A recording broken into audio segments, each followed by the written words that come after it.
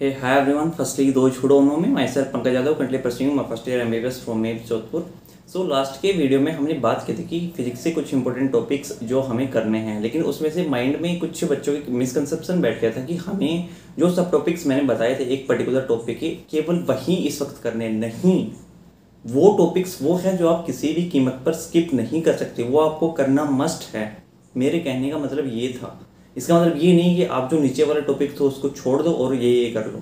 हाँ, जो starting phase में है या फिर जिनका रिवीजन ढंग से नहीं हुआ है या फिर जिनका सिलेबस 50% हुआ है वो ये काम कर सकते हैं. बट स्टिल जिनका एम है कि हम स्कोर जो है 150 या फिर 150 से प्लस या 170 प्लस स्कोर करना चाहते हैं, तो आपको सारे के सारे टॉपिक्स को इक्वली इंपॉर्टेंट लेना पड़ेगा.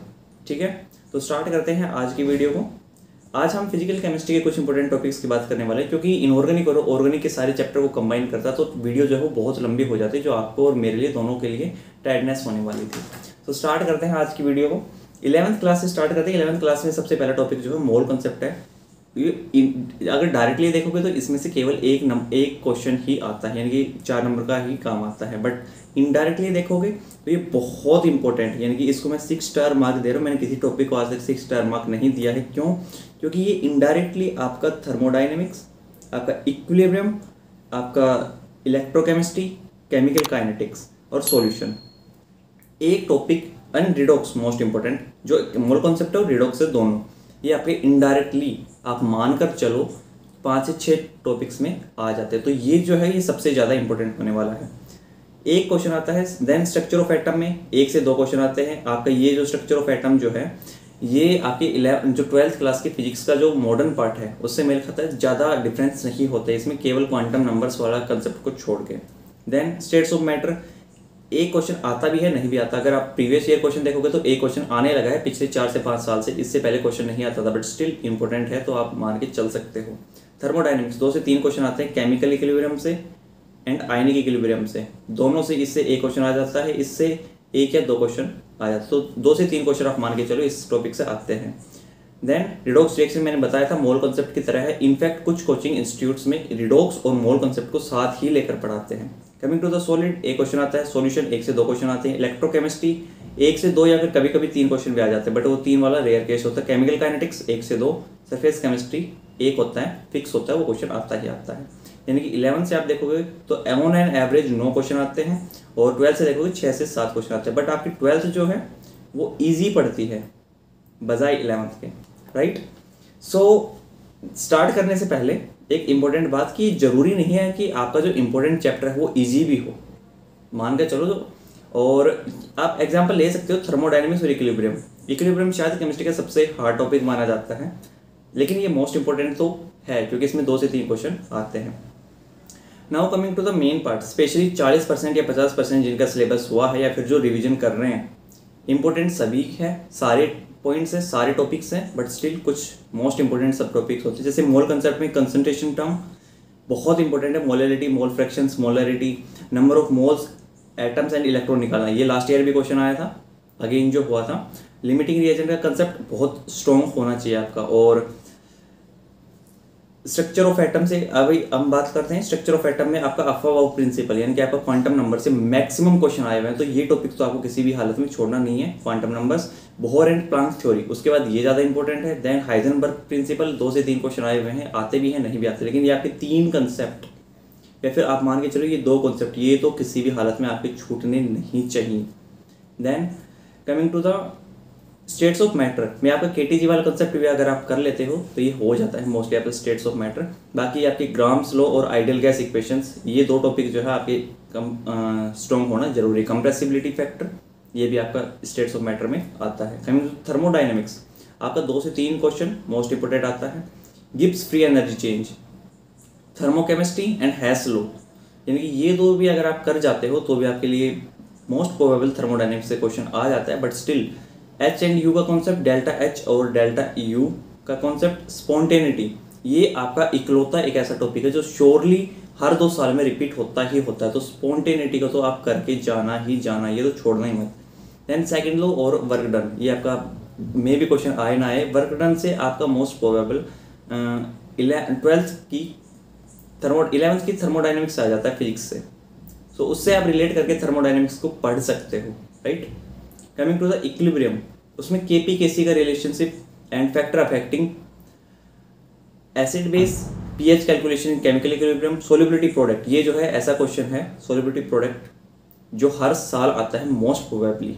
इस बार भी आया था, उससे पिछले साल भी आया था, उससे पिछले साल भी आया था। यानी कि एक ऐसा कंसेप्ट है सोल्युबिलिटी प्रोडक्ट जो हर साल रिपीट होता है। ये आप मान के चलो, ये तो आपको किसी भी हालत में छोड़ने नहीं है। बफर, ये भी क्वेश्चन आस्क, और कॉमन आयनिक इफेक्ट और ली चैटलियर प्रिंसिपल, इससे क्वेश्चन आ सकता है, नहीं भी आ सकता। तो अगर आपको फुल मार्क्स चाहिए तो भैया सब कुछ पढ़ना ही पड़ेगा, सब कुछ रिवाइज करना ही पड़ेगा।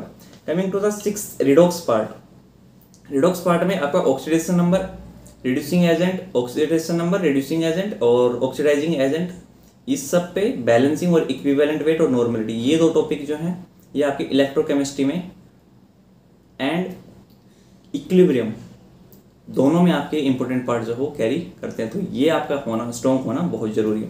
सॉलिड स्टेट आपका 1 क्वेश्चन कैरी करता है, तो ज़्यादा इंपॉर्टेंट मैं इसको नहीं मानता। कमिंग टू द सॉल्यूशन में आपको कोलिगेटिव प्रॉपर्टीज, अगर ये भी कर जाते हो और रोल्स लॉ ये भी कर जाते हो तो आपका काम चल जाएगा। एजोटोप्स पे क्वेश्चन आ चुका, और कंसंट्रेशन टर्म्स ये आपके मोल कंसेप्ट में ही इंक्लूड हो जाता है, बट स्टिल इसको यहाँ पर भी अगर आपके क्वेश्चंस करवाए हुए हैं टीचर ने तो जरूर करके जाना।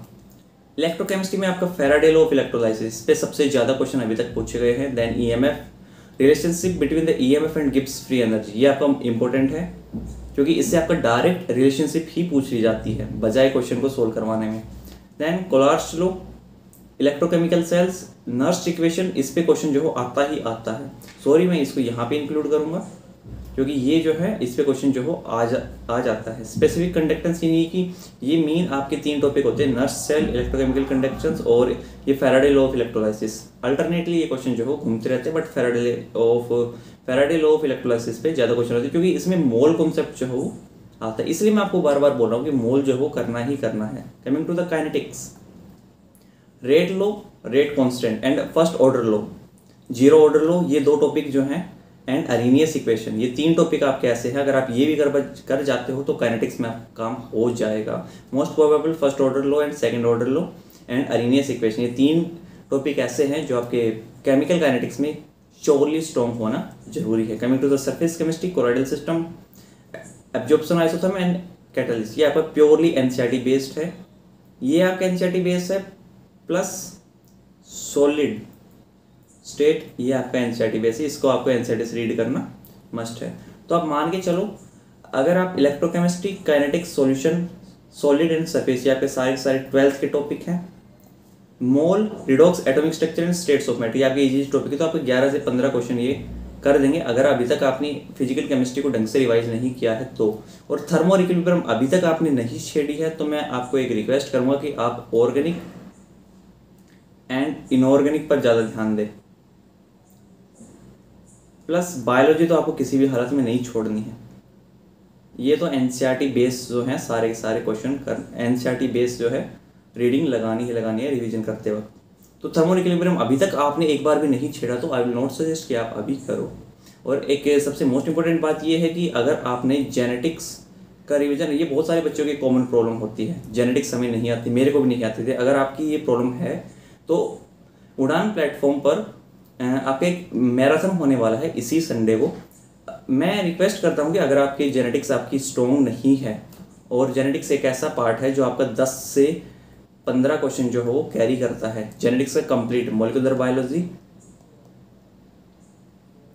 प्लस, यानी कि इन दोनों के दोनों टॉपिक्स को मिला के आप 8 से 10 क्वेश्चन जो हो मान सकते हो कि वो आएंगे ही आएंगे। तो लिंक जो है मैंने डिस्क्रिप्शन में दे दिया है, ये आपके लिए बिल्कुल फ्री होने वाला है। So thank you so much, मिलते हैं नेक्स्ट वीडियो में। अगर आपको कोई भी क्वेरी हो तो कमेंट सेक्शन में लिख सकते हो। थैंक यू सो मच, मिलते हैं नेक्स्ट वीडियो में। Bye bye.